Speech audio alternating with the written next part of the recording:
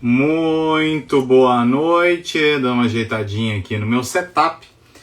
Vamos iniciar a nossa live para tratarmos de uma importante decisão agora do Supremo, recentíssima, da ADIM 5165, que tratou do efeito suspensivo em embargos à execução fiscal.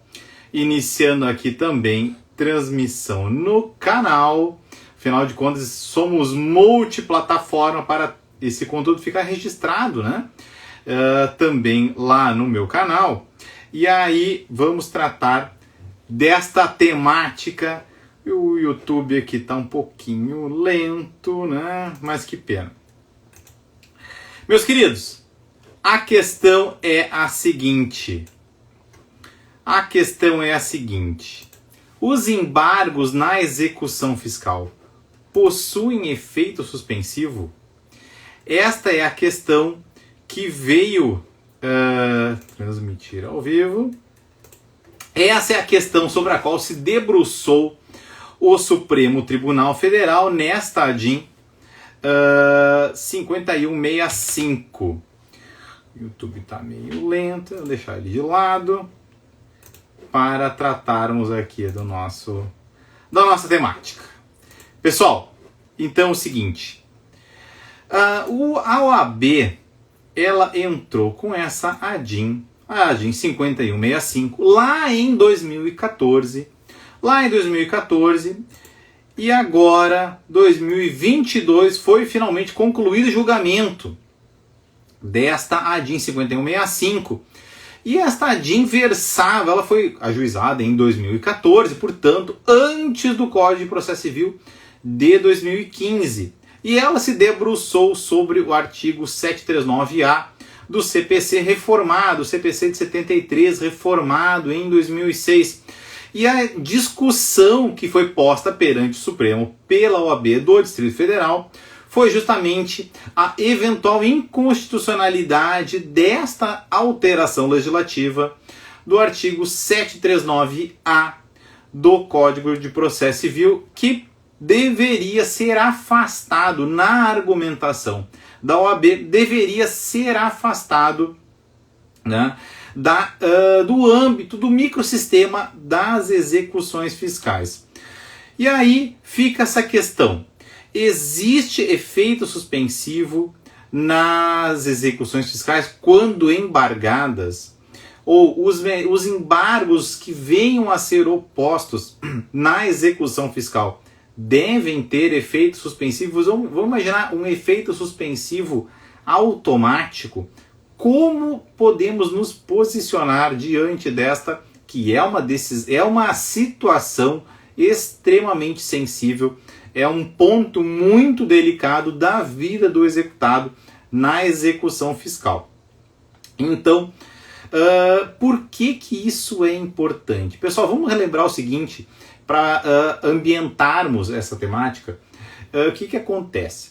O executado citado na execução fiscal, ele deverá, no prazo de 5 dias úteis, indicar ou pagar a execução, obviamente, ou garantir a execução. Esta é a postura que a lei imaginou para o executado na execução fiscal. Pagar em 5 dias úteis ou embargar a execução, melhor dizendo, garantir a execução, a fim de que ele possa ser aberta a porta dos embargos de devedor. Porque o sistema da lei de execuções exige, pelo parágrafo 2º, primeiro do artigo 16 da Lei de Execuções, exige a garantia do juiz. Então, o executado citado deve ou pagar de pronto ou garantir a execução. A garantia pode se dar de variadas maneiras, todas elas abrem a via dos embargos de devedor e, conforme me respondia uma caixinha de perguntas, é nula a execução superveniente, no que é superveniente a este momento, quando o executado não é intimado para embargar após a penhora. Quando da penhora, ele deve sim, portanto, ser intimado para embargar. Estes embargos possuem efeito suspensivo automático. Pessoal, vamos lembrar o seguinte, até 2006, pelo, digamos assim, diálogo das fontes, a doutrina da professora Cláudia, que foi importada para o Brasil, né? A doutrina do professor orientador dela, do doutorado na Alemanha, Eric Jaime, ela trouxe essa doutrina para o Brasil, vigorou e inclusive vicejou também na matéria processual. Mas a nossa lei de execuções, lá no artigo 1º, em 80, já imaginava o cozimento, né, a costura dessa colcha de retalhos do microsistema da nossa lei de execuções com normas vindas do Código de Processo Civil, inclusive de outras regras processuais extravagantes. E é exemplo a lei do bem de família, que também se aplica na execução fiscal, ou seja, uma lei processual fora do Código de Processo Civil, que se aplica também, uma lei vitoriosa que imprimiu uma revolução na matéria das impenhorabilidades no Brasil. Então essa lei processual é importada para dentro do sistema da lei de execuções fiscais por essa abertura, essa cláusula, né, que permitiu esse diálogo com essas normas processuais extravagantes, lá o artigo 1º da nossa lei de execuções. Portanto, a nossa lei está permeada, ela vem aberta para esta complementariedade. E aí nós vamos lembrar o seguinte, a nossa lei de execuções, e aqui já chegamos num ponto que eu vou arranjar briga com alguns de vocês, a nossa lei de execuções não traz uma regra geral de efeito suspensivo. Não traz. Muito se argumentou com base no artigo 19 da nossa lei de execuções, né, que haveria ali uma espécie de regra de efeito suspensivo, né? Isso foi afastado pelo STJ, né? Mas enfim, não existe uma regra geral, mas o que havia era esta complementariedade com o CPC, e o CPC lá até 2006 previa que os embargos teriam efeito suspensivo automático, pouco importando a solidez da garantia, a integralidade ou mesmo que a penhora fosse irrisória. O CPC determinava a suspensão e assim nós fazíamos. Até 2006, suspendíamos automaticamente no despacho de uma linha, recebendo os embargos, suspendendo a execução, ponto.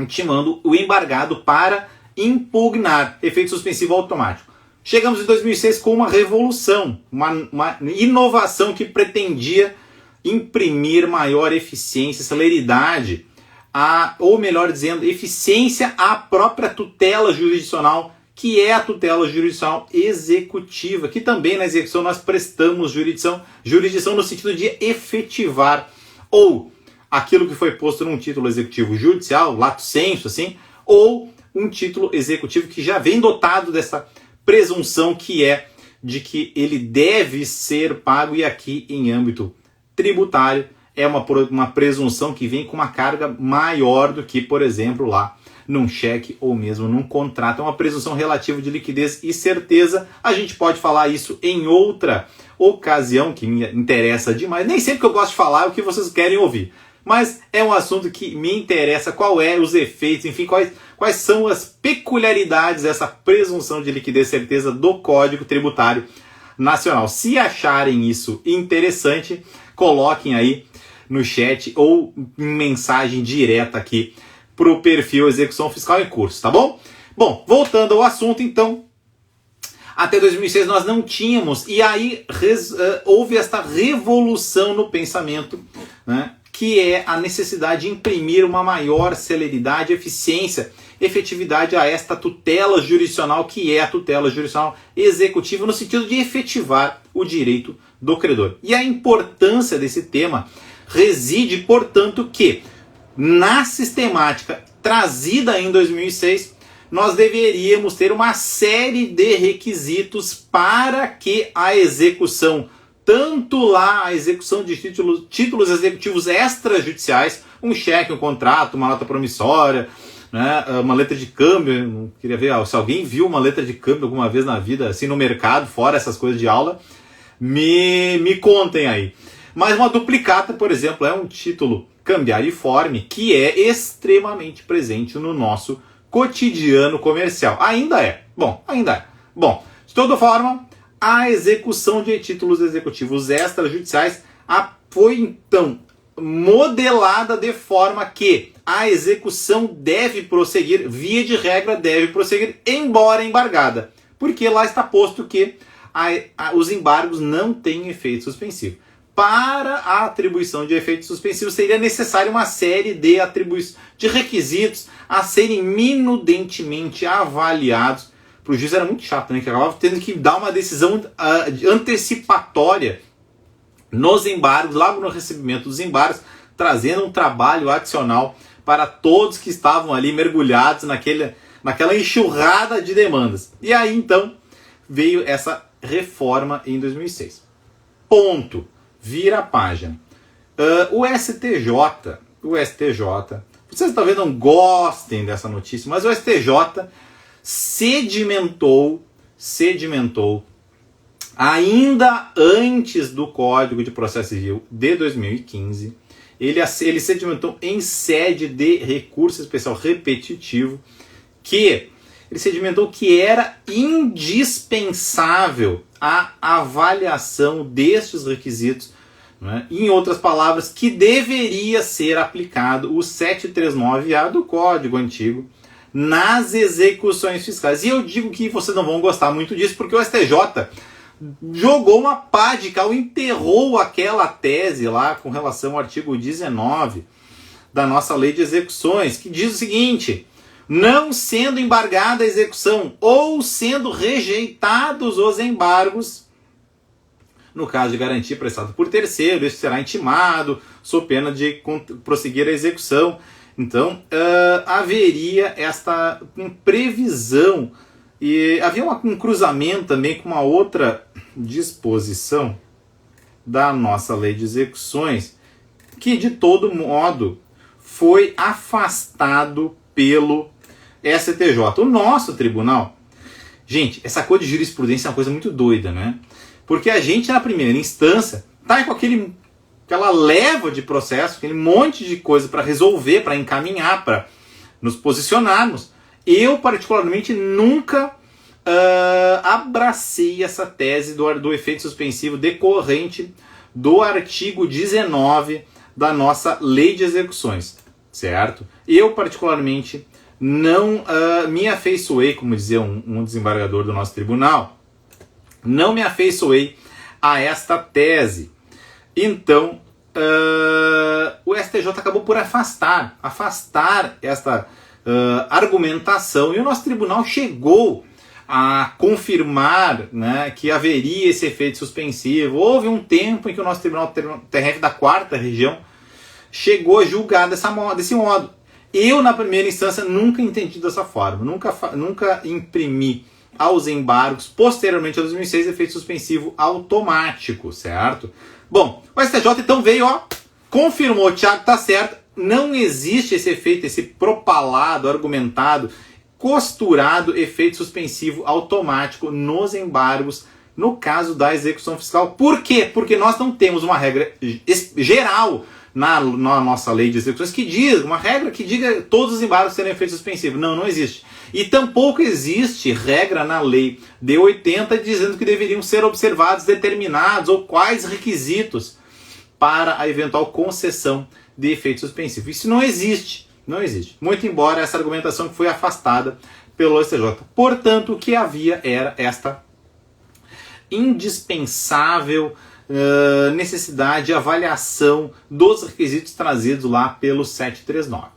Segundo capítulo da nossa história, então, né, o STJ acabou por confirmar em sede de repetitivo, e estava pendente assim esta dúvida com relação. Bom, nós temos uma nova modelagem processual, nós temos um código novo, e este código novo, ele declaradamente deveria ser, é bem interessante, deixa eu achar o artigo aqui, o código novo, ele, tem mais um outro detalhe que eu esqueci de falar, mas eu retomo. O código novo pretende, lá no artigo 1º, o processo civil será ordenado, disciplinado e interpretado conforme os valores e normas fundamentais da Constituição, observadas as disposições deste código. Portanto, o código regulamenta este devido processo constitucional. E no artigo 15 ele diz o seguinte: na ausência de normas que regulamentem processos eleitorais, trabalhistas, e administrativos, as disposições deste Código lhes serão aplicadas supletiva e subsidiariamente. Isso vem em reforço desta necessidade e complementariedade de todos os procedimentos que não são codificados, que não estão no Código, né? Procedimentos civis ou administrativos, inclusive trabalhistas, que não estão, portanto, regulamentados pelo Código de Processo, deveriam sofrer a influência deste processo civil constitucional e também a regulamentação posta pelo Código de 2015, que trouxe, claro, novos ventos, em grande medida positivando entendimento já jurisprudencial consolidado, mas, de todo modo, é um novo código. Como vai se posicionar a jurisprudência diante disso? Sempre coloquei aqui para vocês que era indispensável a observância deste precedente vinculante do STJ. Se aplica o 739, né? Claro, um código revogado, né? Superado pelo Código de 2015, no entanto, há no Código de 2015 o artigo 919, também trazendo requisitos para a concessão do efeito suspensivo. Bom, eu disse que faltou um detalhezinho. O STF também chegou a decidir que não existe repercussão geral nesta discussão bem interessante. Acho que é de 2009 a decisão. Deixa eu ver se eu encontro aqui. A decisão do Supremo estabelecendo que, recusando avaliar, né, esta temática em recurso extraordinário. A concessão de efeito suspensivo aos embargos de devedor opostos na execução fiscal tem natureza infraconstitucional e a ela não são atribuídos os efeitos da ausência de repercussão geral. Bom, esta é a tese 307 para quem quer anotar. Estou com um pouquinho de tosse, então tá difícil falar de vez em quando. Bom, de todo modo, nós tínhamos então, por exemplo, um entendimento do STJ em recurso repetitivo, determinando a aplicação subsidiária do CPC nas execuções fiscais para exigir requisitos, e, de outro lado, o STF dizendo que não havia repercussão geral nesta discussão. Bom, com o novo código, será que isso pode mudar? Pode mudar no STJ? Será que isso pode mudar no Supremo? E aí veio, no momento que eu gravo isso aqui, não há ainda a lavratura do acórdão. Então eu estou me arriscando aqui, em certa medida, para antecipar o que seria já o acórdão do Supremo. De todo modo, nós tivemos uma decisão que abraçou o voto da relatora, a ministra Carmen Lúcia. Me desculpem. E este voto pode ser sintetizado com algumas palavras. Em primeiro lugar, partiu da existência, ou melhor dizendo, da inexistência no Código de Processo Civil de 73 de uma regra geral de efeito suspensivo, tanto na execução de títulos extrajudiciais quanto na execução fiscal. Ou seja, as execuções de títulos executivos extrajudiciais, tanto privados quanto fiscais, quando embargadas, não deveriam ter este efeito suspensivo automático. E o STJ considerou, então, o Supremo que o STJ mandou aplicar este 739, me desculpem, o artigo 739A, né? O STJ mandou aplicar isso, como eu disse, num repetitivo, um precedente vinculante, né? Mandou aplicar nas execuções fiscais. Além, o artigo 919 do CPC, isso tudo voto da relatora, estabelece que nós devemos ter, para a concessão do efeito suspensivo, nós devemos ter a análise de determinados requisitos, que é desde uma garantia que seja suficiente, né? Uma garantia suficiente. Nós temos que ter uma avaliação com relação ao próprio perigo e a demora na prestação jurisdicional lá nos embargos. Bom, mas a gente vai chegar nisso aí com mais vagar. Mas o voto da relatora considerou ainda que afastou as alegações da OAB do Distrito Federal com relação à ausência de consentimento para a constituição da obrigação tributária. A obrigação tributária é ex lege, independe da vontade do contribuinte, independe da anuência. Enquanto que num contrato, num cheque, nós temos a anuência do devedor, a participação do devedor na constituição do débito ou na expedição do próprio título executivo. No âmbito da execução fiscal, o título é emitido independentemente da concordância do devedor. É, em alguma medida, expedido unilateralmente, mas é um unilateralmente que também deve ser entendido. Nós temos que lembrar que o contribuinte ou ele confessa o débito num autolançamento ou ele acaba sendo chamado a participar num lançamento de ofício, um lançamento, não é? Lançamento por declaração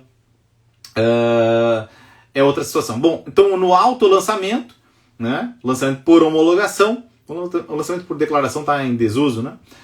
Então, ou é autolançamento, lançamento por homologação, ou é lançamento de ofício. Então, nos dois casos, nós temos algum tipo de participação do executado, do devedor, quem é o demandado aqui na execução fiscal. Ou ele foi notificado do lançamento, ou ele próprio constituiu o crédito nas suas declarações acessórias, nas suas obrigações acessórias. Portanto, ele participa numa etapa anterior. Ele não participa, ele não concorda com o próprio título executivo, ele não precisa, isso é realmente feito unilateralmente, porque é uma certidão.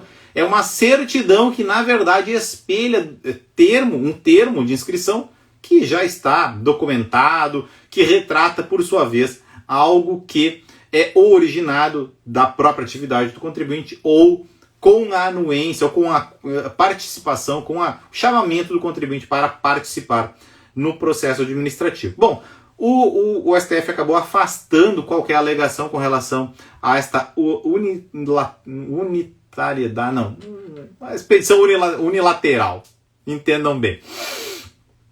Bom, mas o título este título executivo, ele goza da presunção legal, que é uma presunção relativa, mas é uma presunção legal e é importante, de liquidez e certeza. Também foi considerado no voto da relatora.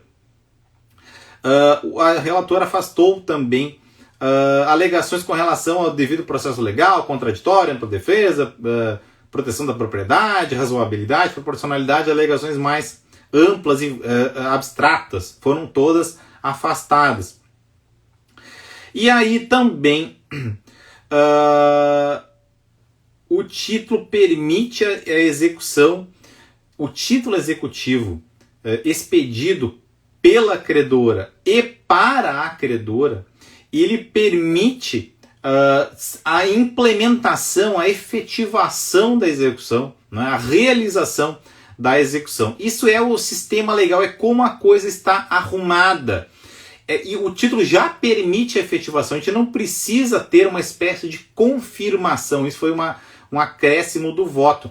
Não precisamos de qualquer discussão para confirmar o título, ele já é presumivelmente líquido e certo, e aí nós precisamos dar efetividade a esta execução calcada neste título que se presume líquido e certo. E ainda por fim acabou por afastar a alegada violação à isonomia, certo? Tomar um golinho d'água. Quem está gostando, manda um coraçãozinho. A gente está retomando as nossas lives, né? Está retomando as nossas, em período aí de verão, por demandas familiares, eu acabei deixando de lado. E é sempre ótimo estar com vocês aqui, agradeço demais a companhia.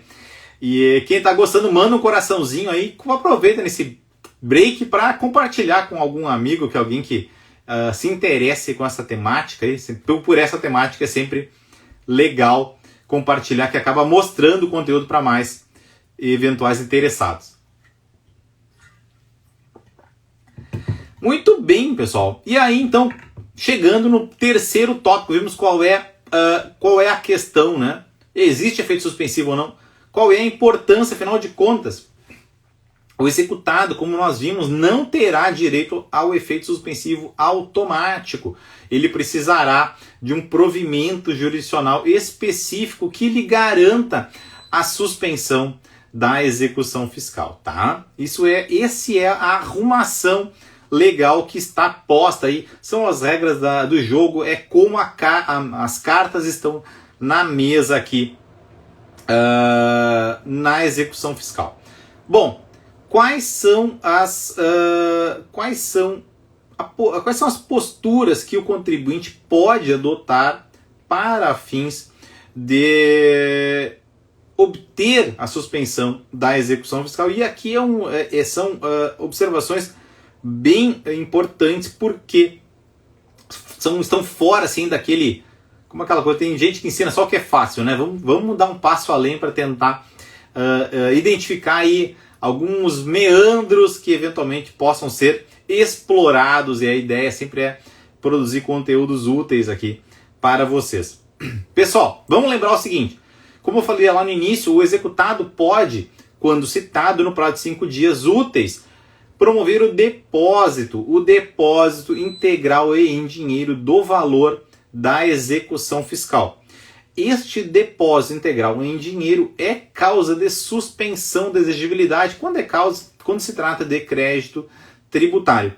Suspensa a exigibilidade do crédito tributário pelo depósito, né, de acordo com a súmula 121, 116, esqueci agora, a 121 é do leilão, estou com outra súmula na cabeça, do STJ.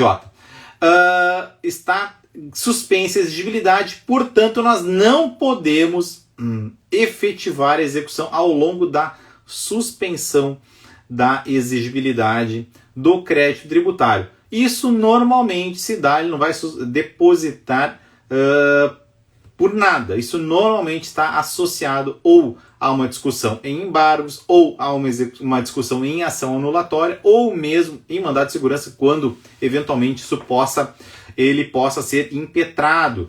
Bom, é uma forma de obter automaticamente a suspensão da exigibilidade do crédito e, por sua vez, da execução fiscal.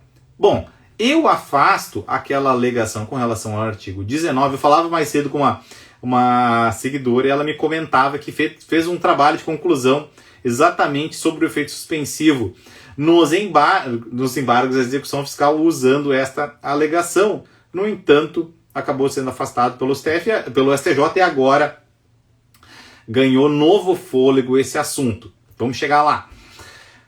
Com relação ao depósito integral em dinheiro, nós vamos lembrar o seguinte: poucos se dão conta, e aqui eu defendo e assim me posiciono na via jurisdicional também, mas me defendo doutrinariamente, que com relação ao depósito de dinheiro, além da suspensão da exigibilidade, nós temos a obrigatoriedade de respeitar o parágrafo 2º do artigo 32 da nossa Lei de Execuções, segundo o qual, após o trânsito em julgado da decisão, o depósito será devolvido ao depositante ou entregue à Fazenda Pública mediante ordem. Bom, então, o depósito em dinheiro só pode ou ser liberado ao embargante ou convertido em pagamento definitivo após o trânsito em julgado da decisão, e aqui vamos ler como decisão em embargos de devedor.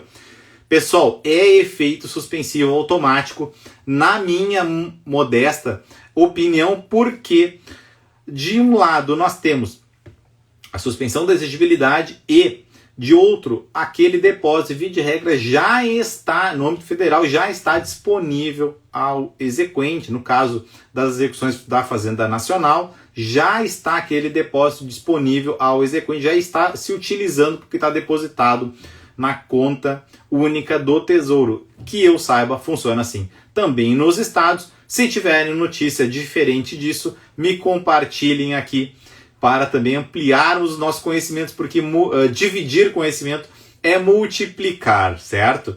Bom, então aqui nós temos este efeito, que é um efeito, na minha ótica, efeito suspensivo automático, é uma regra especial apenas com relação aos depósitos em dinheiro e mais.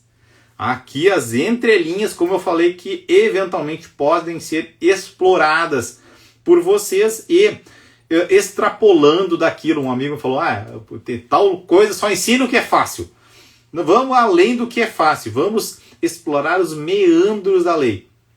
Pessoal, eu me posiciono assim jurisdicionalmente e defendo doutrinariamente muito firmemente o seguinte: a partir da reforma de 2014, nossa, uma pequena e breves passagens, né, reforma da lei de execuções, nós tivemos uma certa equiparação.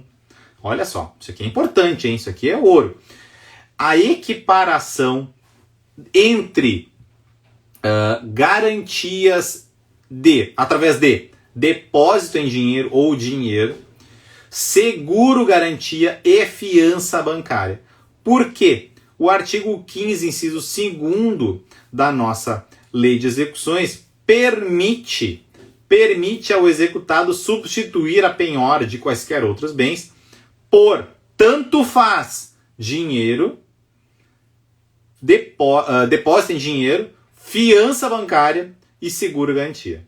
Na minha ótica, esta redação do inciso 1º, melhor dizendo, o inciso 1º do artigo 15 da nossa lei de execuções, esta redação, a nova redação, permite a substituição de quaisquer outras penhoras por dinheiro, por fiança ou por seguro, ou seja, todos eles estão na mesma classe para todos os efeitos. E isso chama lá o artigo 32. Por que eu vou determinar a liquidação, não é, o depósito do valor garantido ao longo dos embargos? Né?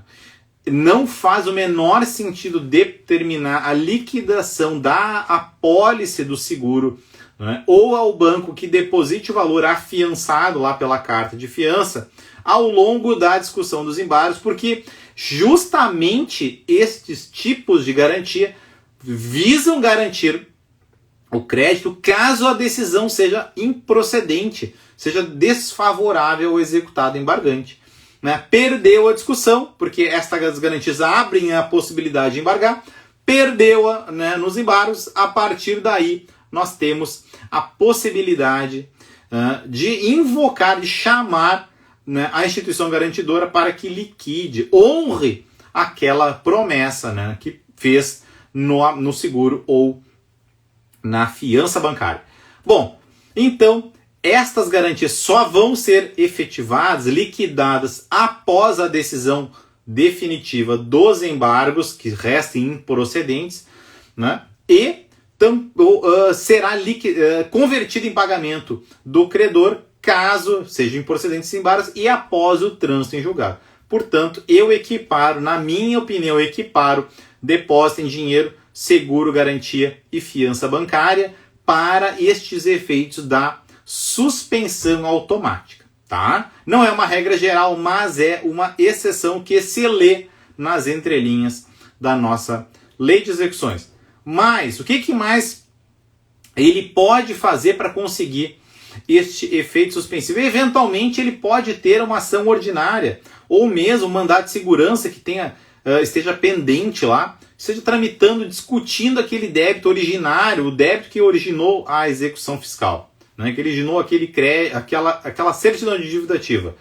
Se lá ele conseguir uma liminar suspensiva da exigibilidade do crédito, ele também, isso deverá ser comunicado na execução fiscal. Basta a comunicação para que nós acabemos por melhor dizendo, respeitar aquela decisão e determinar também a suspensão da execução fiscal enquanto vigore a ordem de suspensão da exigibilidade. Certo? Essas são algumas possibilidades adicionais, ou seja, o executado poderá ou depositar, né, integral em dinheiro, ou mesmo, aqui também é um outro legal de dar aula que a gente já também vai aprendendo, né? Mas vai ficar salvo assim. Pessoal, assim, o depósito em dinheiro, tá, é um raciocínio que poderia ser feito. Ele não precisa ser originado exclusivamente na vontade do executado. Este depósito ele pode ser decorrente, porque o depósito vai ficar numa conta vinculada a uma conta de depósito judicial vinculada à execução e que só é movimentada por decisão do juiz, ou determinando o pagamento definitivo ou a liberação. Também pode haver uma liberação parcial, um pagamento parcial, a depender do que reste decidido nos embargos, certo? Bom, de todo modo, este depósito pode não ser originado exclusivamente na vontade do executado, pode ser originado de um ato de uma penhora livre, uma penhora que foi realizada independentemente da vontade, da participação da anuência do executado. Foi feito lá um bloqueio cisbajude da integralidade do montante da execução, transferido aquele valor para uma conta de depósito judicial, né? Se poderia dizer que há aqui também uma causa de suspensão da exigibilidade do crédito, porque independe de provimento judicial, independe da vontade do juiz, da discricionariedade do juiz ou da manifestação do exequente. Está depositado, é integral em dinheiro, é causa de suspensão da exigibilidade. E este depósito só pode ser convertido para pagamento definitivo, caso improcedentes os embargos, certo? Então, é também uma possibilidade bem interessante, residual, né? São possibilidades residuais que o executado pode se valer, né? Tem uma penhora aqui que não é suficiente, uma penhora de um bem diverso de dinheiro. Ele pode ou complementar aquela penhora de dinheiro que é insuficiente e com isso obter a suspensão da exigibilidade, ele pode contratar um seguro garantia ou uma fiança bancária. Todos esses suspendem a execução fiscal porque são modalidades equiparadas ao dinheiro. Tem solidez nas argumentações? Né? Tem firmeza na tese? É possível obter uma decisão suspensiva da exigibilidade, seja em onulatória pendente ou mandato de segurança pendente, ou em embargos que venham a ser opostos, né, que tenham eventualmente até sido opostos mediante uma garantia meramente parcial, por exemplo. Pode ser substituída aquela garantia ou parcial ou integral por de bem diverso de dinheiro por um depósito, por uma seguro-garantia, por fiança bancária, e isso vai determinar a suspensão da exigibilidade. Melhor dizendo, o depósito vai demandar a suspensão da exigibilidade, mas todos eles determinam a suspensão da execução fiscal. Tá? Sobre essas diferenças, assim, o que determina a suspensão da exigibilidade, o que determina a suspensão da execução, quais são as peculiaridades de cada uma, já tem conteúdo no meu canal também sobre isso, tá? Eu enviei um e-mail também com um resuminho sobre isso, quem recebeu gostou muito, então não deixe de se inscrever na minha lista, tá? No link da bio é sempre importante. E aí vocês recebem lá os meus conteúdos tributários exclusivos e autorais. Bom, essas são vias residuais, mas o que mais o executado pode fazer para conseguir a suspensão da exigibilidade e, melhor dizendo, a suspensão da execução através dos embargos? E isso acabou sendo a decorrência, né, da própria decisão do Supremo. Olha só, eu disse que o artigo 739-A acabou tendo um reflexo no Código de Processo Civil de 2015, e isso está lá no artigo 919, que, além de dizer que os embargos não têm efeito suspensivo, traz no seu parágrafo 1º a possibilidade, o juiz poderá, né, suspender a execução. Mas quais são os requisitos para que isso seja efetivado? Quais são os requisitos para que o juiz eventualmente conceda o efeito suspensivo nesta decisão antecipatória, né, que é proferido liminarmente nos embargos de devedor? Primeiro de tudo, nós temos que ter embargos de devedor. Não é possível conceder este efeito suspensivo incidentalmente na própria execução. Nós precisamos ter o ajuizamento à oposição. Os embargos têm natureza de ação, é uma ação autônoma, embora vinculada, né, incidental na execução, mas é uma ação apartada da própria execução fiscal. Daí que exige-se a própria existência de uma ação de embargo de devedor. Bem intuitivo, né?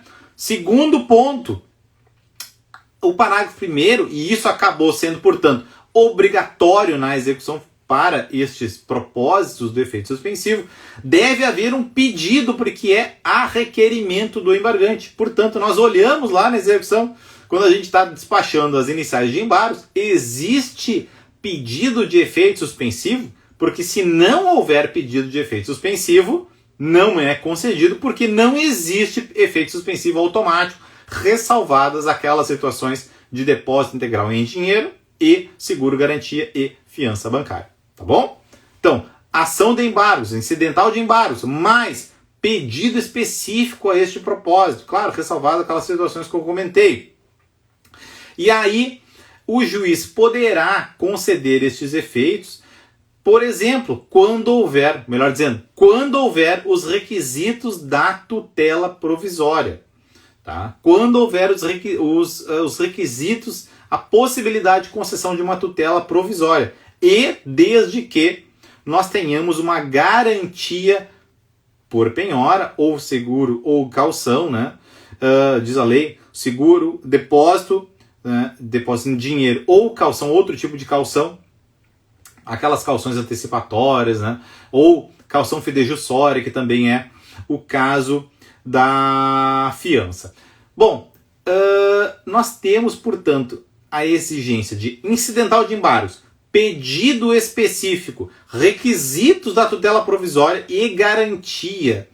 Esta garantia tem que ser plena, ela tem que ser total, ela tem que abraçar o total da execução fiscal. Com relação a seguro e fiança, ainda há necessidade dos 30% adicionais. O CPC acho que tem 2 ou 3 passagens que exige esta garantia, esse complemento, este a mais, esses 30% a mais. Bom, então, solidez da garantia, a integralidade da garantia. Isso é fundamental para a concessão do efeito suspensivo. Então, pedido específico em embargos, mediante suficiência da garantia. Penhora insuficiente, portanto, não permite efeitos suspensivos sobre a execução fiscal.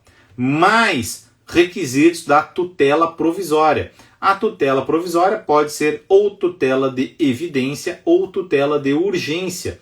Esta tutela provisória, portanto, pode ser com base na evidência, e essa evidência decorrente de uma súmula vinculante, por exemplo, na qual se apoie a inicial de embargos, e isso seja demonstrável de plano por documentos que já são preparados e juntados na inicial executiva. Se a tese da inicial está calcada numa súmula vinculante, e isto é possível, e esta aplicação é possível avaliar mediante documentos pré-existentes já trazidos com a inicial, efeito suspensivo automático com base na presença dos requisitos da tutela provisória de evidência. Por exemplo, foi exigido, hoje à tarde eu estava falando sobre isso, foi exigido, um exemplo, foi exigido depósito para fins de recurso na via administrativa. Isso contraria a súmula 21, a súmula vinculante 21 do Supremo. Isso pode ser demonstrado de plano, por documentos, cópia do processo administrativo ou cópia da notificação para a interposição de recurso mediante depósito do valor discutido na via administrativa. Causa de nulidade dos atos processuais administrativos posteriores a esta notificação condicionada. Súmula vinculante 21 é causa de tutela de evidência.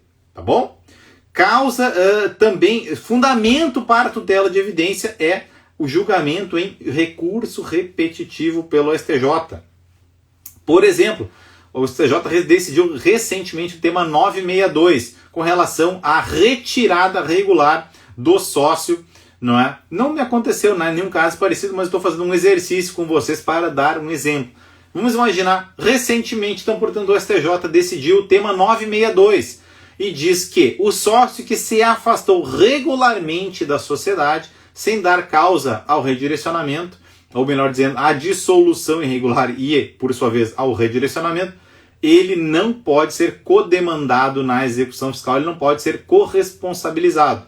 Isso pode ser demonstrado, no mais das vezes é feito por prova documental pré-existente, um contrato devidamente registrado na junta comercial, em que ele demonstra que a empresa foi excluído, se retirou do quadro societário, né, e a empresa continuou a documentação, por exemplo, societária registrada na junta, com outras movimentações contratuais, né, alterações contratuais da vida interna da sociedade. Isso pode ser demonstrado de plano, recurso repetitivo, e isso pode fundamentar uma tutela de evidência.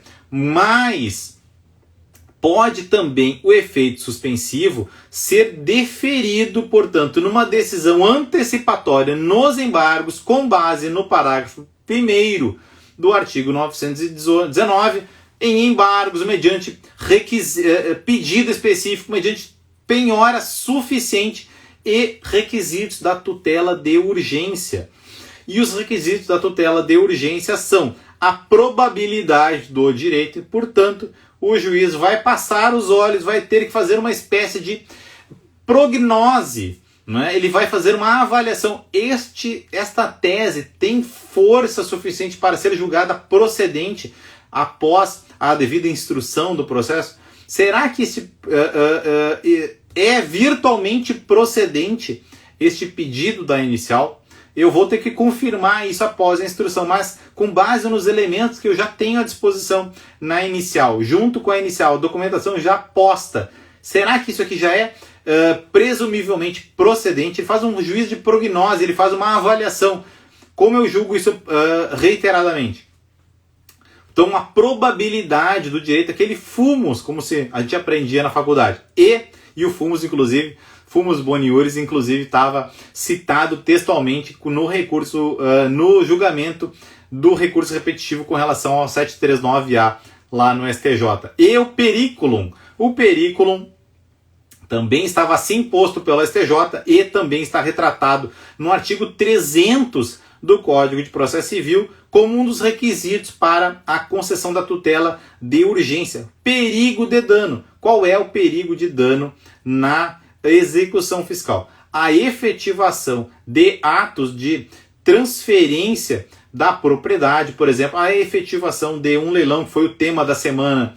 Eu respondi umas caixinhas de perguntas sobre o tema da semana do leilão, né? O leilão, ele deve ser realizado com definitividade, é o que se espera na sistemática atual, tanto reformado do Código de 73, quanto no atual Código. O leilão não é para ser desfeito, via de regra. Então, a efetivação de um ato de expropriação e a entrega, a entrega definitiva do bem pode ser, eventualmente, um risco de dano irreparável ou de difícil reparação, ou ainda o risco ao resultado útil do processo. Eventualmente, a discussão, ao longo da discussão travada nos embargos, os atos executivos podem causar outros danos que não propriamente a expropriação total do bem do executado. Portanto, para encaminharmos aqui as nossas conclusões, além daquelas válvulas de escape consistentes na substituição da penhora por seguro ou garantia, o seguro garantia, fiança bancária ou por depósito integral e em dinheiro, ele pode eventualmente, o executado, além de conseguir uma liminar em ação ordinária ou mandado de segurança, ele pode conseguir essa decisão, esse provimento inicial dos embargos com base no 919 do CPC. E esta é a conclusão geral que decorre da decisão do Supremo. Vamos observar os requisitos do 919, que são a existência de embargos, pedido específico, garantia suficiente e, além disso, a presença dos requisitos da tutela de evidência, decisão de súmula vinculante, em súmula vinculante ou recurso repetitivo, ou tutela da urgência, risco de ineficácia total da decisão de desembargos, não é? Caso eles sejam julgados procedentes no futuro, e aí nós temos um dano que é irreparável. Esse perigo de dano é assim que eu interpreto e queria deixar com vocês. Certo, pessoal? Então, este é o quadro geral que decorre desta decisão recente do Supremo. Alterou substancialmente o panorama que estava posto. O que estava. Uma colega me disse assim: o que está no mercado? O que está no mercado? O que está pegando no mercado? O mercado estava posto com estas regras. É necessária a garantia integral da execução fiscal, pedido e a presença destes requisitos. Isso já era no Código de 73 e reforçado pelo Código de 2015 e agora confirmado pelo Supremo. Mas, e aqui vai a questão bônus que a seguidora me colocava